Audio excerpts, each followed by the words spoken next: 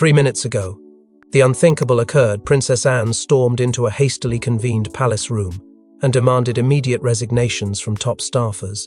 Gasps echoed off the ornate walls. No explanations, no warning. What forced the most steadfast royal into crisis mode? What betrayal triggered the emergency? The monarchy may never be the same again. Before we go deeper into what this really means for the royal family, make sure to subscribe so you don't miss a single update. Inside Clarence House, a message went out to all senior aides with a single line: "You are required in the East Conference Room immediately." No context, no prior notice, just a sudden pulse of authority that sent shockwaves through the corridors.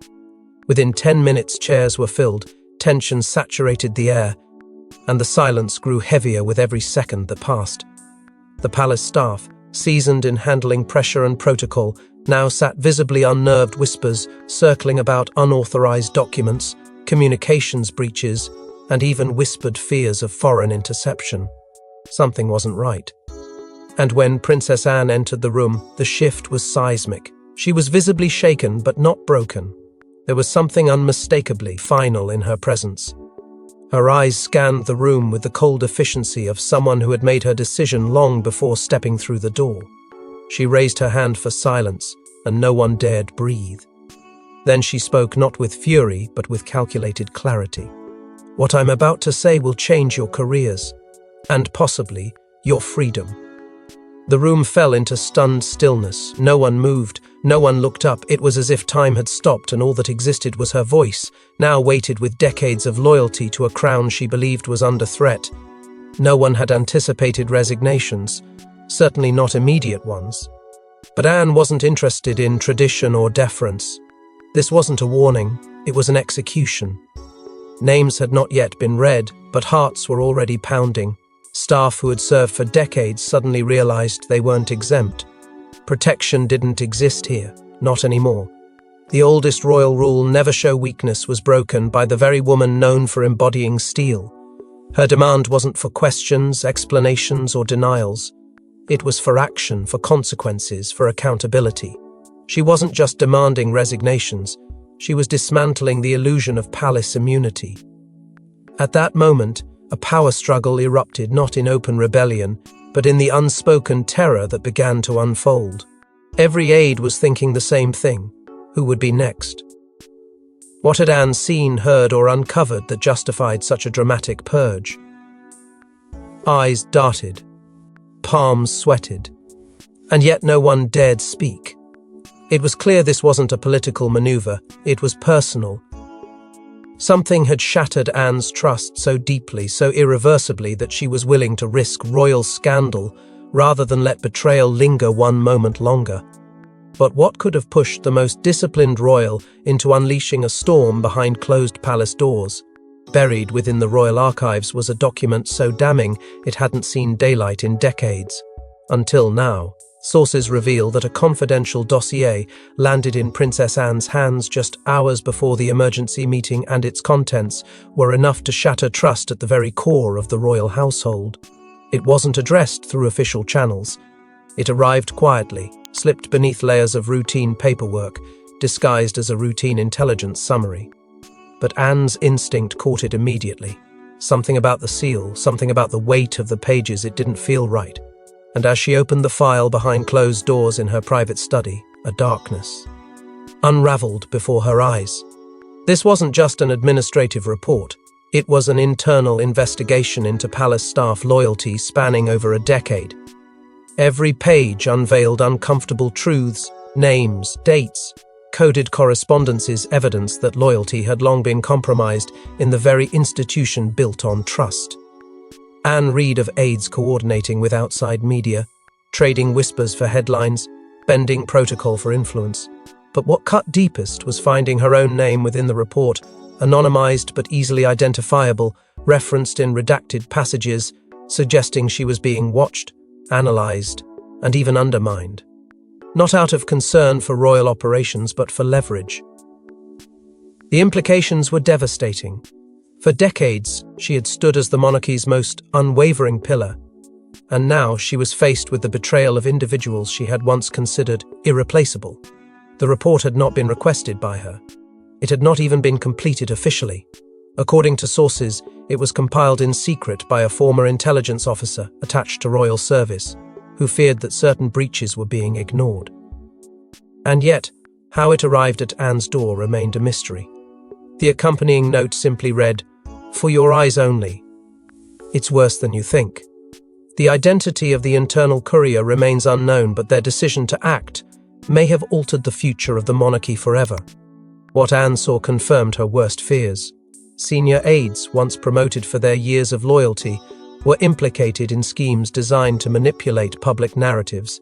The timelines in the report matched crucial royal events, ill-timed leaks, exaggerated stories, and misdirected blame. It became clear these weren't coincidences. They were orchestrated moves. And worse, buried within the final pages were warnings subtle but unmistakable, hinting at dangers beyond PR. References to security vulnerabilities, shifts in royal travel plans, and veiled allusions to coordinated disruptions. This wasn't just scandal, it was systemic rot. Anne didn't sleep that night. She made no calls. She issued no warnings. She simply read again and again, trying to find some sliver of doubt that might suggest this was a misunderstanding. But there was none. The betrayal was real, and by morning, her decision was made. The conference would be called, and the reckoning would begin. But the contents of the report were only the beginning. What Anne uncovered next sent shockwaves through the walls of Buckingham itself. Was this truly Anne's war, or had another hand, cloaked in velvet and armed with secrets, pushed the wheel into motion? Behind every scandal lies a silent architect. And according to insiders, Queen Camilla's silent power plays had reached dangerously new heights, intertwining with the very crisis Anne was trying to contain. For months, murmurs had been growing louder within royal corridors, unspoken truths whispered behind closed doors. Camilla's aides, once confined to her personal domain, were reportedly being discreetly embedded across several royal branches, from communications to logistics to even security oversight. Each appointment was subtle, cloaked as restructuring or modernization. But to those who paid attention, the pattern was impossible to ignore. Anne, ever alert to shifting tides, began to see familiar faces turning cold. Where once there had been loyalty to the institution, now there was something else, deference to a different power rising beneath the throne. The reshuffling of key palace positions, timed curiously close to Charles's increased retreat from day-to-day management, had all the hallmarks of a strategic incursion. Advisors who had served the crown for decades were suddenly reassigned, replaced by figures with connections to Camilla's long-standing social and charitable networks. One name in particular stood out, the aide flagged in the damning report Anne had received. That individual had not only served under Camilla's household, but had previously been involved in sensitive diplomatic scheduling. The revelation sent Anne spiraling into a series of late-night reviews, backtracking every move made in the past year that she had previously dismissed as bureaucratic coincidence.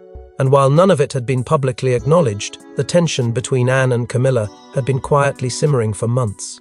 Royal watchers may have noticed the lack of joint appearances, the distance during ceremonial events, but it wasn't just a matter of differing temperaments. It was strategic avoidance. Behind the polite smiles were unspoken accusations, buried resentments, and an increasingly thin thread holding together the facade of harmony. Anne had long been seen as the palace's iron backbone, while Camilla represented the softer, socially driven wing of the monarchy. But with each passing month, that wing grew stronger and more calculating. When Camilla was spotted at Sandringham during the very weekend the explosive dossier surfaced, questions began to pile up. It wasn't the visit itself that raised alarms. Members of the royal family frequent Sandringham often, but the timing. Why was Camilla holding private meetings with advisors previously connected to now restructured departments? Why was her presence unlisted on internal calendars? Anne, not one to indulge in conspiracies, began to compile her own pattern map, and what she saw forced her to confront an unsettling possibility that her enemy wasn't hiding, she was simply watching from another room.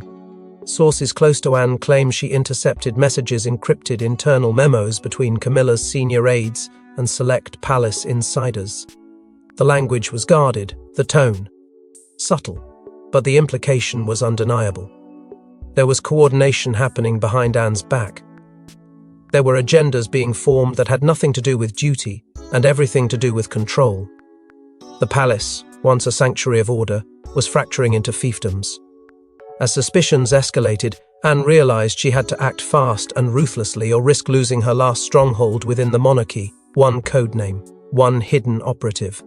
A whisper network running through the royal corridors under the alias Signet 12. And when Princess Anne uncovered the identity behind the codename, she reportedly went pale. What began as suspicion had turned into confirmation. The infiltrator was closer than she ever imagined. It started as a pattern, subtle, precise, but too calculated to ignore. Anonymous tips had been surfacing in select tabloids, exposing just enough to stir scandal without collapsing the monarchy entirely. Details too precise for speculation, timing too perfect for coincidence. Whispers of internal strategy, private movements, and even fragmented pieces of sensitive conversations began flooding media outlets. Anne's team, already fraying under the weight of the dossier revelations, initiated a deep dive into internal digital footprints. The trail led to a codename Signet 12.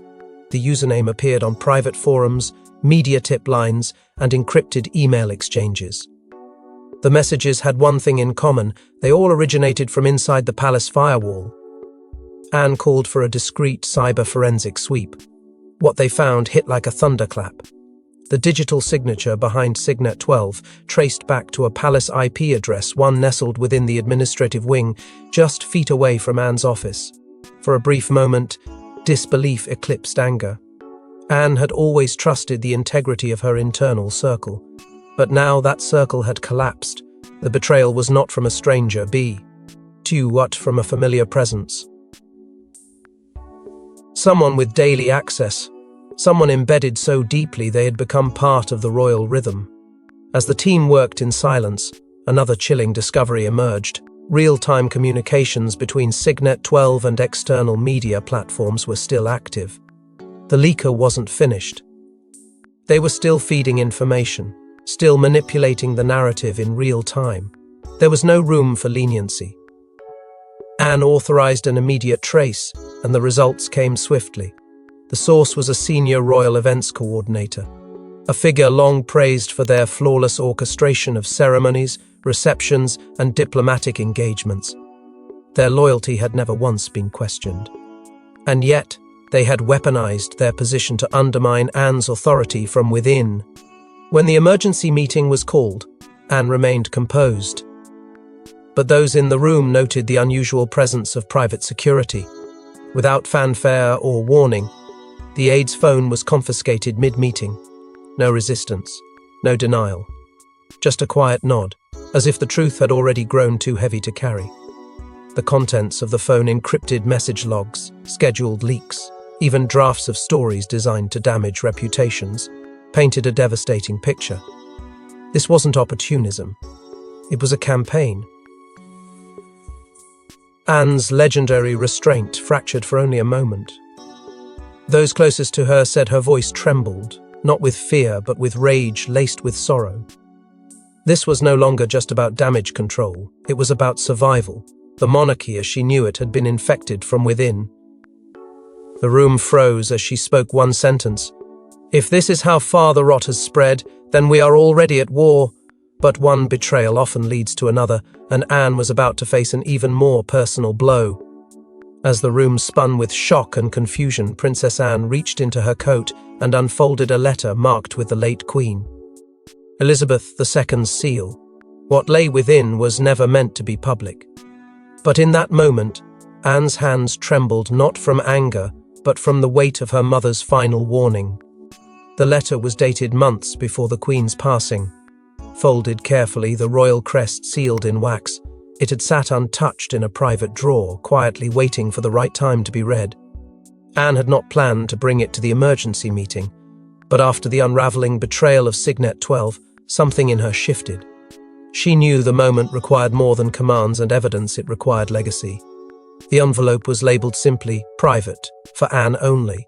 No title, no pretense. Just a mother's last act of guidance to the daughter she knew would one day face a storm alone.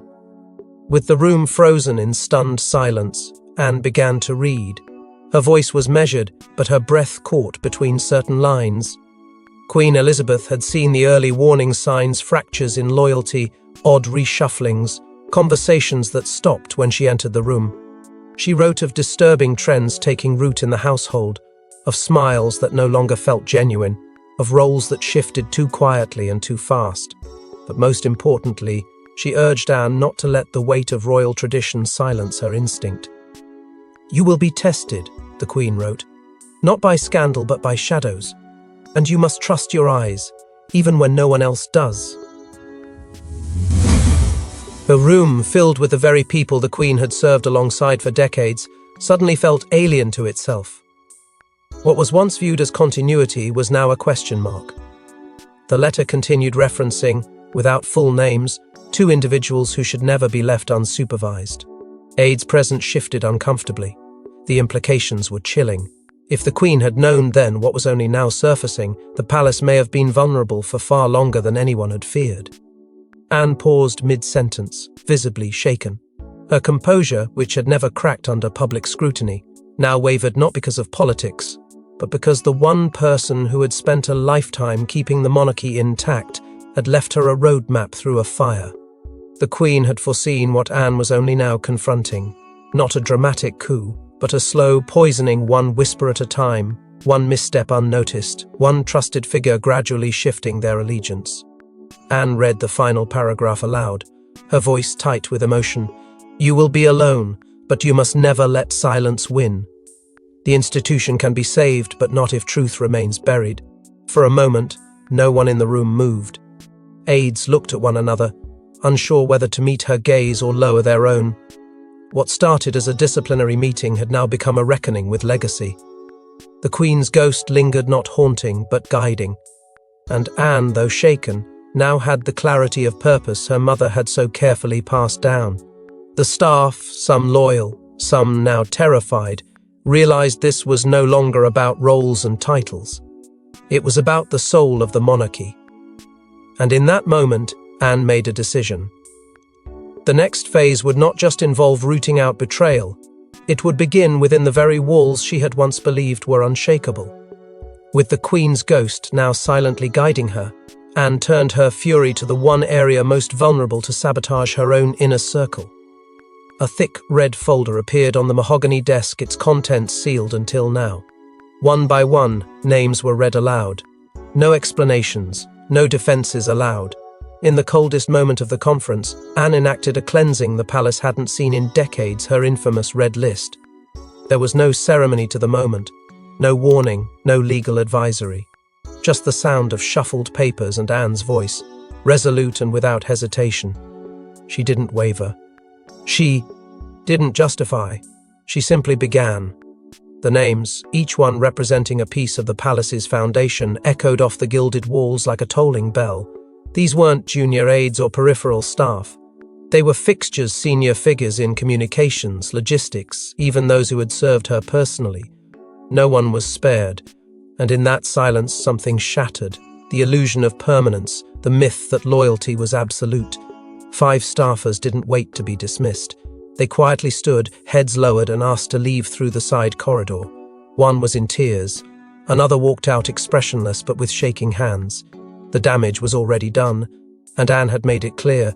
This was not about forgiveness. This was about containment. Anne spoke sparingly, only when necessary. For each name she cited irreparable trust issues. No rebuttals, no chances for redemption. She wasn't here to negotiate. She was here to draw a line, and on that side of it were those who had fed the palace's corrosion. Shock turned to dread when one aide, long considered untouchable, suddenly went pale and collapsed just beyond the conference doors. Medical staff were called discreetly, but the message was clear. The reckoning was not symbolic, it was personal. It was psychological. No one knew how far Anne would go or who would be next. But the most stunning moment came when the palace's own head of HR, visibly tense and trembling, stood up to argue with Anne. She demanded clarity. She pleaded for due process. But Anne, cool and composed, stared directly at her and said, Then you may add your name to the list." And without a word, the woman nodded. Perhaps she had known, deep down, that silence had made her complicit. She walked to the door, removed her badge and placed it on the desk. The room was stunned into stillness. Later, it was revealed that each name on the red list had been cross-referenced, with both the confidential dossier and the Queen's private notes. It wasn't random, it wasn't vengeful, it was surgical. These were individuals who had, over time, positioned themselves in ways that allowed information to flow in and out of the palace unchecked. Some had leaked sensitive data. Others had simply looked away too many times when wrongdoing occurred. Anne wasn't purging out of anger, she was executing a strategic defense. She was isolating the infection before it could spread. But not everyone accepted Anne's authority, and outside the palace, storm clouds were forming fast. Within minutes of the purge, phones lit up across royal residences. A quiet rebellion was brewing among those loyal to the old guard, and it wasn't long before Prince Edward, Sophie, and even King Charles himself were pulled into the firestorm. Would Anne stand alone in this? Or had the fault lines already split the family in two? The consequences of Anne's red list rippled beyond the palace walls with ferocity. What began as a calculated cleansing swiftly turned into a political crisis. King Charles, reportedly caught completely off guard, was in Scotland when the emergency meeting unfolded. Sources close to the monarch revealed he had been deliberately kept uninformed by Anne, who feared preemptive interference. When the details reached him, it was already too late. 5 senior staff had resigned, internal operations were frozen, and the Queen Consort circle had been fractured. For a king still clinging to the illusion of quiet harmony, this was nothing short of catastrophic. Edward, ever Mezu, red and deliberate, is said to have backed Anne privately. He had grown increasingly frustrated by unchecked influence, filtering through departments he once trusted. But Sophie, known for her discretion and diplomacy, reportedly warned against backing Anne too publicly. "This isn't a war," she said. "It's a reckoning. But you don't win those by swinging a sword, you win by surviving the fallout." Still, within hours of the meeting, lines were already being drawn. Those who had remained silent under Camilla's growing sphere of influence were now being forced to choose sides. Camilla, according to insiders, was livid. 2 of her most trusted confidants, both considered untouchable in recent years, had been named and purged. She allegedly stormed into a closed-door discussion with senior palace advisors, demanding a formal review of Anne's authority. For someone used to navigating power with subtlety, this was the first time she was on the losing end of a move executed in silence, but felt with thunderous clarity. Her influence, long invisible and unchallenged, had finally met its immovable opponent. The breaking point came when a transcript of a call between King Charles and Princess Anne leaked to select members of the press. In it, Charles was heard telling his sister, "You've crossed a line, Anne. This isn't your court to command." Her reported reply, "Then perhaps it's time someone reminded the crown what loyalty used to look like." The press latched onto it instantly. Front pages exploded. Headlines screamed of collapse and mutiny. Royal bloodbath. Anne goes rogue. Is this the end of quiet power? The palace's PR team scrambled to contain the fallout, but the narrative had already escaped their grip. The public, long fascinated by internal rifts, now watched as private tensions spilled into global headlines, and just as Anne prepared to face the tidal wave of criticism, she dropped one final truth that silenced the nation. They weren't supposed to exist, yet locked away in the royal archives were surveillance tapes from deep within palace offices, footage that exposed what words couldn't. Anne had them played behind closed doors. And when the images flickered onto the screen, audible gasps filled the room. Loyalty had died long ago. The tapes were discovered during a quiet audit, buried beneath a mislabeled file marked as maintenance footage. They had been recorded by a long-forgotten security system installed during a period of heightened concern, meant for emergencies, never meant for daily review. But someone had kept them. Someone had preserved them with the knowledge that one day truth might need a witness. Anne ordered the footage reviewed in secrecy, and as the hours rolled by, a devastating reality emerged. The palace's betrayal hadn't just been spoken, it had been recorded. In one clip, A trusted aide was seen entering a secured records room past midnight. At first, the action looked routine, but the timing raised questions. And then came the unmistakable moment. A cabinet was opened, documents removed, and a mobile scanner deployed with stunning efficiency. These weren't casual glances at protocol. These were targeted extractions. Pages of sensitive royal files scanned one by one, then slipped back into place with surgical precision. The footage left no room for interpretation. The betrayal had a face, and that face belonged to someone Anne had once defended from scrutiny. But the footage went further. On 2 separate occasions, a man unfamiliar to any on the internal clearance lists was seen entering through a restricted corridor. No badge, no record of appointment. He appeared briefly, passed something to the aide, then vanished again. The frame didn't catch his full face, but the intent was unmistakable. This wasn't mere misjudgment. It was coordination. It was infiltration. And worse, someone inside had disabled motion alerts on the security system during those windows of time. Someone high enough to override the protocols without triggering suspicion. The next blow came with personal devastation. Anne's closest secretary, her shadow in meetings, her voice when she was absent, was discovered to have filed false maintenance logs that conveniently aligned with each unauthorized access. Her reasons remained unclear. Whether it was fear, coercion, or ambition, Anne didn't care. The betrayal came from the one person who knew her thoughts before she spoke them. And that cut deeper than any other revelation so far. The most chilling part was how accurately the Queen's letter had predicted it all. Elizabeth II had mentioned those very corridors, the ones bypassed by standard patrol, the ones now shown on tape. The late monarch had seen the decay beginning. Anne now stood in the aftermath, armed not only with instinct and suspicion, but with undeniable proof. The palace, for all its grandeur and protocol, had harbored rot in its very heart. And now, thanks to the footage, Anne's every action, from the purges to the accusations, stood justified. There was no more room for doubt, no more grace to extend. The mask of order had slipped, and the truth was uglier than anyone had dared imagine. But while Anne's war had found justification, one final twist would redefine the very future of the monarchy itself. As the conference drew to a trembling end, Anne issued one final directive, an order that no royal had dared give in decades. But it wasn't just the command that changed everything. It was the whispered name she uttered afterward, one that could signal the beginning of a royal power shift no one anticipated. With the room drained of breath and loyalty hanging by a thread, Anne stood still and unflinching. She declared, without hesitation, that the entire household branch under investigation would be formally suspended. No temporary leaves, no administrative reviews. It would all be frozen immediately, operations halted, authority revoked, and access revoked until further notice. The staff present didn't blink. They didn't need to. They understood the magnitude of what had just happened. For decades, royal protocol had protected the inner workings of the monarchy, like sacred scripture. Anne had just torn a page out of that book and burned it in front of the very people who once held the pen.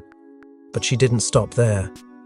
With unnerving calm, Anne announced the establishment of an internal integrity committee, one that would not report to traditional palace channels, but operate independently to audit and restructure every compromised department. The words were sharp, decisive, yet in them was a new signal, a redirection of trust, a reshaping of what power in the monarchy would look like moving forward. And then came the name. When asked who might oversee the initial phases of the restructuring, Anne didn't hesitate. "Catherine," she said, "the Princess of Wales."